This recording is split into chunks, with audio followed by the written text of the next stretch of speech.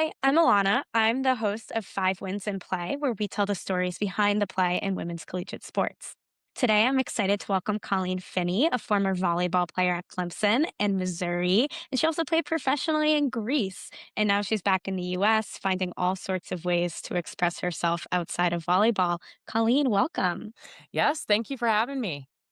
Uh, so let's start with growing up playing volleyball in South Carolina. How did you start playing and why did you decide to stick with it? So I love when people ask this question because I have a great story behind it. So yes, I'm originally from Columbia, South Carolina, like right outside a town called Blythewood. And I actually played so many sports growing up. I played volleyball for maybe 6 months, quit. I actually played soccer for a large majority of my life. And I used to tell my dad that soccer was my life and that I was going to continue playing as long as I could. I think I hit around sixth, seventh grade and really was not enjoying it anymore. I quit, and my mom was like, "Well, you're not going to just sit at the house doing nothing." I've seen tall, beautiful women play volleyball. So that's kind of what I want you to play. And it was more so I was being voluntold to play volleyball, and so I signed up, I played. I told my mom I hated it, that I did not want to play. She said, "Your dad's already paid the money for the rest of the season, so you're gonna stick with it." It wasn't until the last tournament of the season that I really was like, wow, I'm gonna miss this. I really enjoy it because for the first time in my life, I actually like being tall. And it was the first time that I actually felt some sort of self confidence that my height was to an advantage. I was going to ask if at a certain point you looked around when you were playing soccer and you're like, I'm 6'2", or 6'3". Oh, I Yeah, didn't even need to feel that, was constantly being reminded of it because when you're so much more taller than the other young girls around you, if I make one aggressive move, it's a yellow card, and I was getting just so many of them. That's probably part of the reason why I quit. I just was over it. well, and you wrote about getting a yellow card in volleyball for your Uh, Five Wins piece as well. right? 'Cause but the thing is with the one yellow card that I got and maybe one of my warnings, that's one thing. But when I'm like probably 9 or 10 years old getting 5 yellow cards in a season, you gotta be like, "All right, I feel like I can't win here at all." I similarly started playing volleyball because it was like I played a bunch of sports growing up and I got to like seventh or eighth grade and was like, none of these are really sitting right. And my neighbor down the street was a coach at the club near my house. And I liked gym class volleyball. And my parents said, you will be playing volleyball this season. And it's a great sport. Once you get into it, what's not to like? Yeah, So then you stayed in state, you went to Clemson, and that yes. was your plan, right? You wanted to have that opportunity, correct? Definitely. My mom had gone to Clemson for her undergraduate degree, and I grew up a super fan. We would go to bowl games, we'd go to basketball games. I remember we went down to Miami to go watch them play in the Orange Bowl. The Clemson Carolina rival was like life or death situation for me. That's all I ever do. It's funny though, when I started taking volleyball very seriously, I actually looked away from it because I said, that is pretty much my entire life. It would just be so typical to go there. I think I told my parents I wanted to be in like California or something crazy. And I was really trying to branch out. It wasn't until, I talked with Coach Michaela at the time and I came on my visit. I was like, wow, this really is the only place that felt like home to me. And, it's just a feeling you can't describe to anybody else, but knowing that that's the place that you want to go. And, that really meant everything to me to be able to go to Clemson and play for my dream school. Not only that, but I had a scholarship. Like I was living a reality that I used to think about growing up all the time. So that was something that really meant a lot to me. And then what are some of the things that you liked about Clemson while you were there? Like what are the lessons today that you or the people today even that you still carry Yeah. with you? So one of them being Cameron Hanna, she's probably like my best friend. We were in the same recruiting class. She was my roommate all 3 years while we were at Clemson together. We've been through ups, downs, the good, the bad, you name it, we've been through it together. She's really been a good rock for me. I was actually on the phone with her last night, so that's so funny. I have this Garrett's popcorn that she just shipped to me. She really like it's the relationships like that that I've really grown to appreciate. She's gonna be my bridesmaid whenever I decide to take that path and settle down, maybe. But that I definitely appreciate that. I also appreciate I used to be out and about.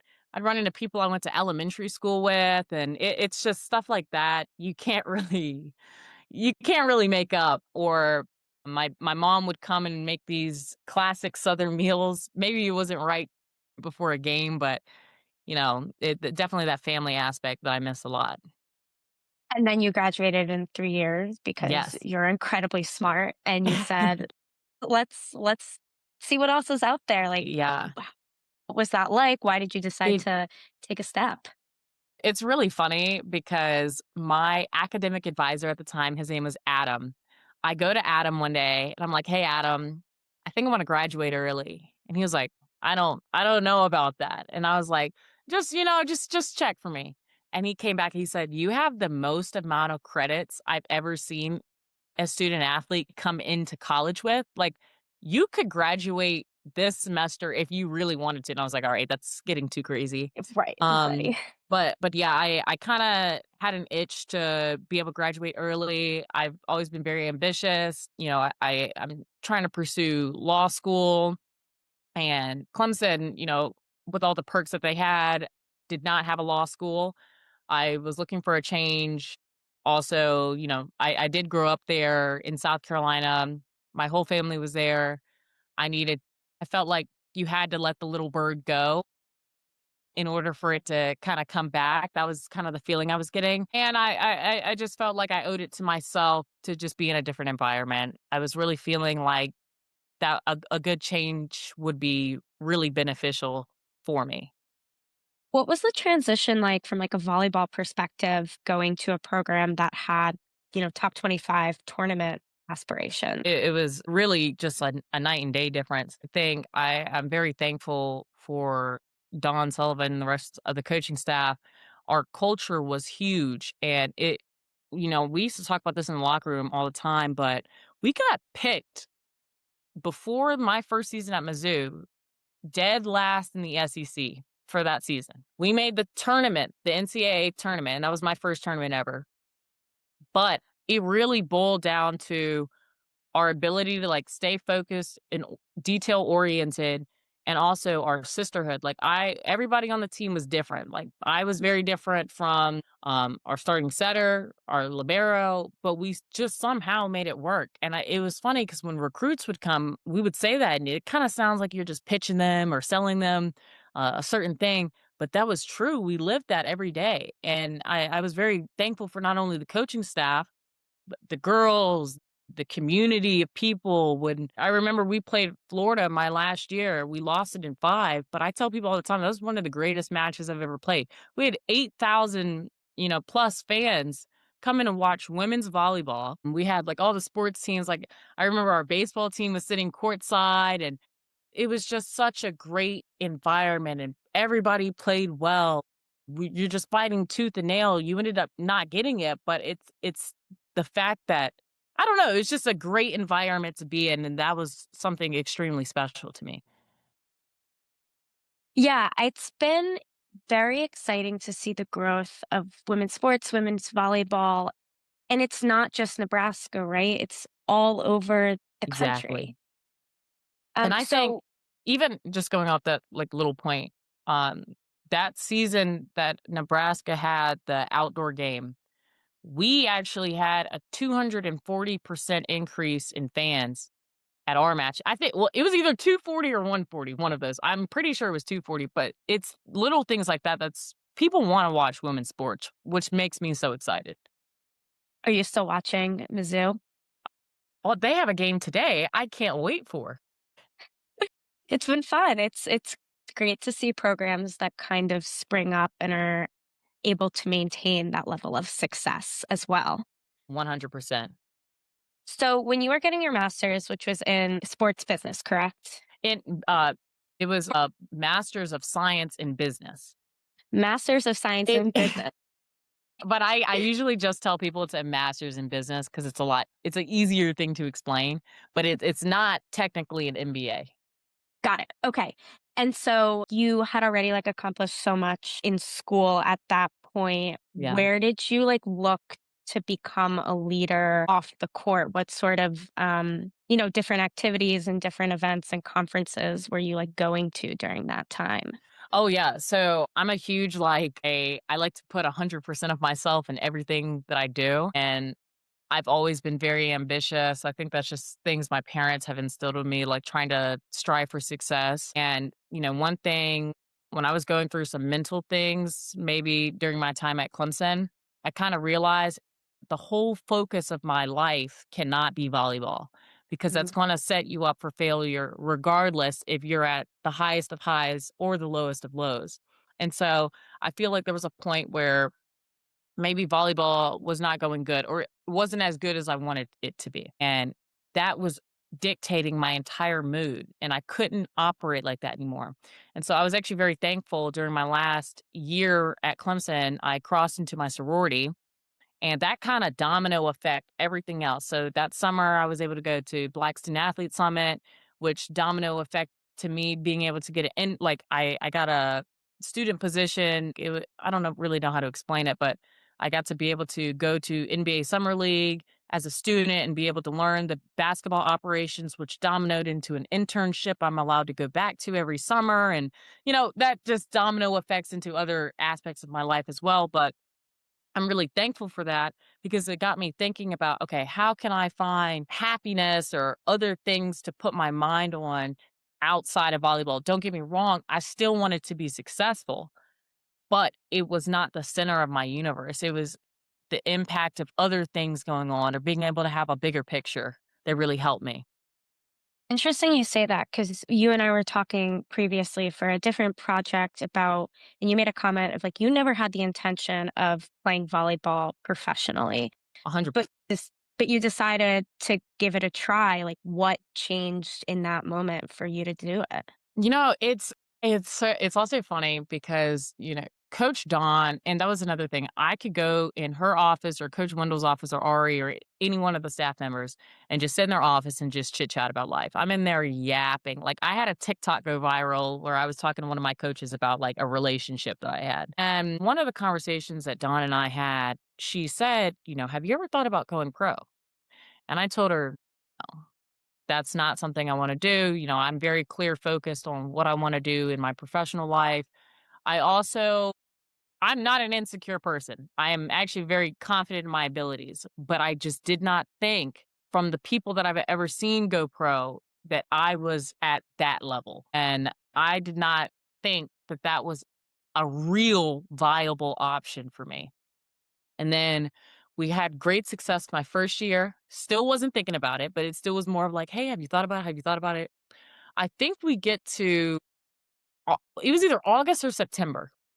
And Dawn, me and her are having just a casual conversation in her office. And, Wendell had kind of asked me the same thing. And then I don't know what it was, but I was like, you know what? I'm going to start to look into this. I'm having a pretty good season so far. I really am loving volleyball, and I have always wanted to travel, and I feel like traveling is important, and to immerse yourself in a different culture completely was something I've always really wanted to do and felt like I missed out on being a student athlete. Like my sister, she got to do study abroads. My brother did a mission trip in Romania, and I never got that experience, but I've always had the itch to travel. So I started thinking about it more, and then when my agent hit me up, we had a great conversation, and he actually was the same agent my assistant coach Ari had, who was a four-time All American and national champion at Penn State. I was like, all right, this is looking pretty good. Mhm. So I Yeah. felt like I still tell people it was more like a side quest than anything, but definitely something that grew on me as time went on. Did because you played for complete season or part of a season? Half a season, so I played from January through April of this year. And did it feel like a side quest at the time where you knew, like, I'm giving this a try, this is a one-year situation? Because you did retire after the Yes. season. So I had said initially that I was gonna do it for 1 year regardless. For, like, Yeah. whatever happens, I'm not doing this past 1 year. But Mhm. I was willing to maybe entertain the idea of being one place in the spring and one place in the fall. But that was maximum pretty much all that I, like, was willing to do. Do you miss playing? I'll be honest, I don't miss playing, but when I'm watching the girls play, there are certain things that I miss. Like, I don't really miss, obviously, waking up, having people tell me where to be at a certain time, but I miss competitive spirit. I miss being able to celebrate after the fact. The thing I miss the most is just joking around at practice. Like, Mm. that's things that people don't even understand.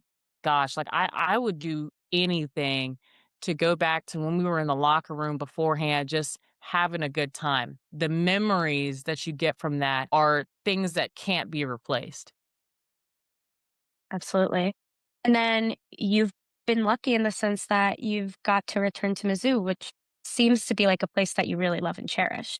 Absolutely. I really feel like, and it's I wasn't expecting to probably stay in Columbia, but this has really been my home away from home where, going back to why I said why I entered the transfer portal and how you got to let the bird go out on its own. I said my family is from South Carolina. All my family lives there pretty much. And I really felt like now I was able to go off on my own and create my own story and my own way of doing things in a different area than where the rest of my family is. And I have really enjoyed that. And Columbia has been a really good home for me because of the community, because of the environment that not only like has been cultivated for me, but that I've been able to kind of pave for myself. What can you just describe what exactly your role is at Mizzou right Yeah. now?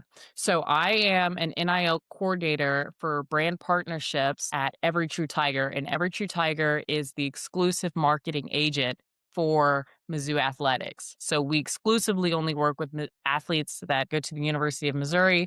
I think that that is a huge plus for us in a lot of different ways. I help facilitate brand deals that go on like traditional third party NIL. And then I kinda help put our deals through the new clearinghouse and try to just think creatively of how to engage the community while also maintaining the athlete's integrity and making sure they're compliant with NCAA rules and everything. Are you experiencing that like uncanny valley effect of working with college students now that you're out of college where you're like, we're kind of the same, but we're not?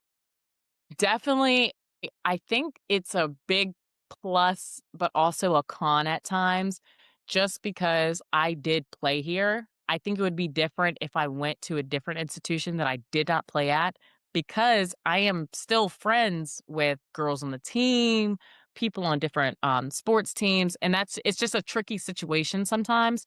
But at the end of the day, like, I know where my professionalism lies. I think I had a meeting with the volleyball team at the beginning of the year. I was like, look, this is my work number. This is my cell phone number. You want to set up a meeting? You want to talk about this? You text my work number. You want to go out to dinner? You want to hang out after the fact? You text my cell phone number. But trying to establish that boundary was kind of huge for me at the beginning. Did people text your work? Yeah. Oh, yeah. They've been following the rules like pretty good. Gotta lay down the law. I know, Uh, right? and then in classic Colleen fashion, you're not just working, you also started a foundation and you're Miss Boone County. How Yes. did that all come to be? Okay. The foundation was something we have always had to work camps. Like, regardless if I was at Clemson or Mizzou or pretty much any school in the country, you work volleyball camps over the summer for young girls. And it's just kind of like a way for you to make some extra little money on the side. But usually, I'm going to be honest with you, I would work these camps only to make the money, and I really, like, hated them, to be honest with you. And I got to work this past summer, one camp session, because that was the only thing that was a lot like, that I could allow in my schedule. and I worked it. And for the first time in my life, I was like, wow, I can't wait to wake up because I feel such an impact right now of what I'm doing. Like, the girls genuinely wanted my advice about things.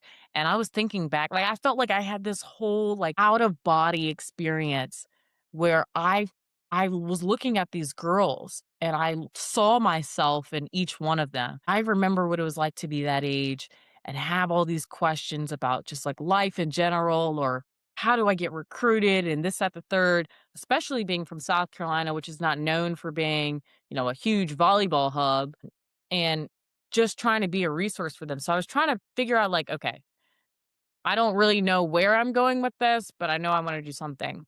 And I knew there were some girls that want private lessons.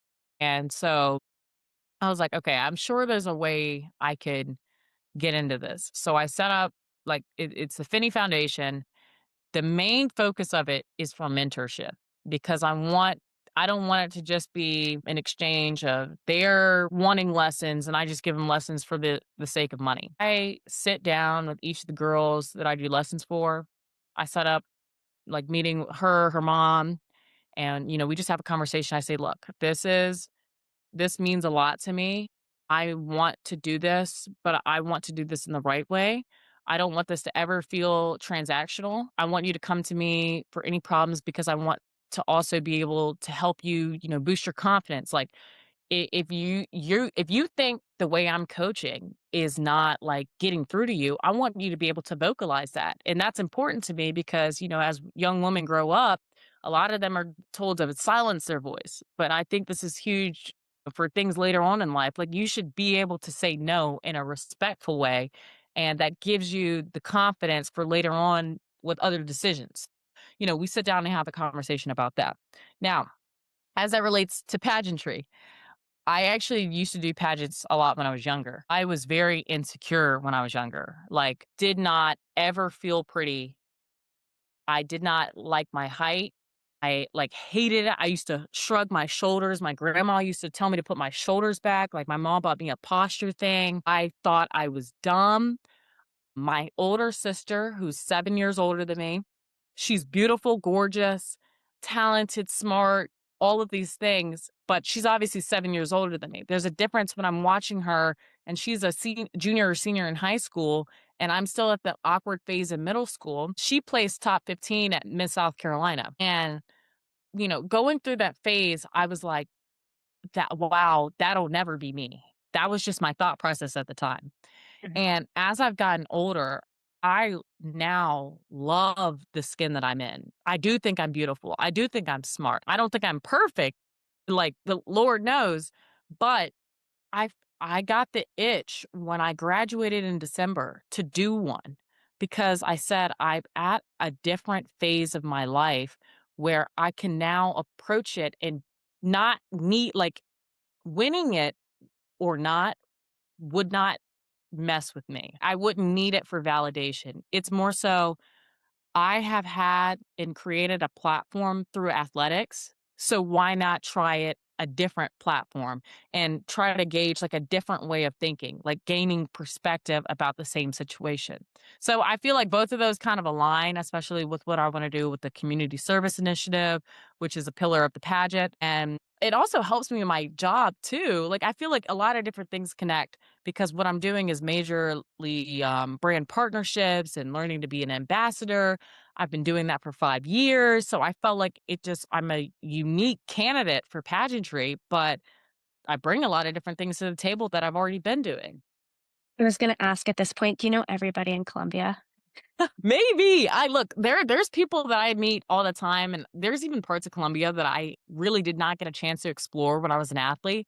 So I really am enjoying that aspect and being able to meet more people, and now I just became a part of, like, the chamber here, so getting to meet more people. So I'm very excited about wherever this takes me. What is the chamber? So, it's called EPIC. It's a division of the Columbia Chamber, which is just kind of like a organization that does community-led initiatives or trying to get, young professionals together to network or be able to kinda uh, engage with other local businesses. And I kind of told my boss, I was like, "Hey, I think like this would be a really good opportunity for me to be able to go to these events." And he is like a great boss and is so understanding. He was like, "Oh yeah, love that."